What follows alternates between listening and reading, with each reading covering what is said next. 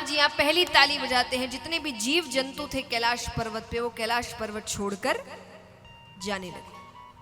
फिर महादेव जी दूसरी ताली बजाते हैं तो उनका त्रिशूल कैलाश पर्वत की 3 बार परिक्रमा करता है कि कोई छिपकर तो नहीं बैठा। तीसरी ताली बजाते ही सुगंधित हवाएं बहने लगती है, भक्ति में वातावरण हो जाता है। अब भोले बाबा माता से कह रहे हैं कि मैं कथा आरंभ करने जा रहा हूं, पर इस कथा में निद्रा रानी भक्त की परीक्षा लेने आती है। निद्रा रानी यानी नींद। तो आप ध्यान से कथा सुनिएगा, क्योंकि अगर ध्यान भटकेगा तो वो अपनी गोद में। माता ने कहा बिल्कुल बिल्कुल मैं ध्यान से सुनूंगी। भोले बाबा ने कहा ठीक है, फिर भी एक कार्य करते हैं, क्या पता कथा करते करते मैं ही अपने नेत्र बंद कर लूं, भक्ति में लीन हो जाऊं। तो आप हर थोड़ी देर में हम स्वामी कहते रहिएगा। मेरे कानों में आपकी आवाज जाएगी तो मुझे भरोसा हो जाएगा कि आप जग रही है। माता ने कहा ठीक है। अब भोले बाबा यहाँ पर, अब देखिए उसी पेड़ के ऊपर एक सूवे का अंडा पड़ा है। सूवा यानी तोता। उसी वक्त वो फूटता है, उसमें से एक शूक बालक निकलता है। अब वो भी बैठकर कथा सुन रहा है। थोड़ी देर तो माता ने कथा सुनी, थोड़ी देर बाद सो गए। पर महादेव जी ने कथा करनी बंद नहीं करी। उन्होंने नेत्र बंद कर लिया, वो कथा करते जा रहे हैं। क्यों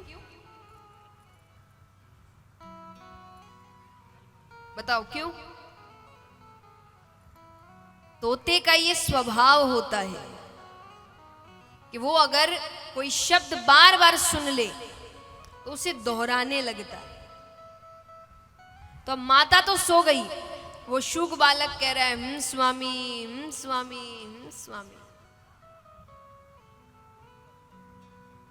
और ये भक्ति की चरम सीमा है कि भोले बाबा को उस तोते की आवाज माता की आवाज लग रही है। इतने लीन है, बस उनके कान में आवाज जा रही है तो उनको लग रहा है कि माता सुन रही है। अंत में भोले बाबा ने नेत्र खोला कि आपने क्या समझा? देवी तो नींद में। भोले बाबा उनको उठाते हैं। माता ने कहा मुझसे गलती हो गई, आप फिर से कहिए, मैं अब नहीं सोऊंगी। भोले बाबा कहते वो तो ठीक है, पर अगर आप सो रही थी अभी तक हम स्वामी कौन कह रहा था? इधर उधर देखते हैं तो नेत्र ऊपर जाते हैं।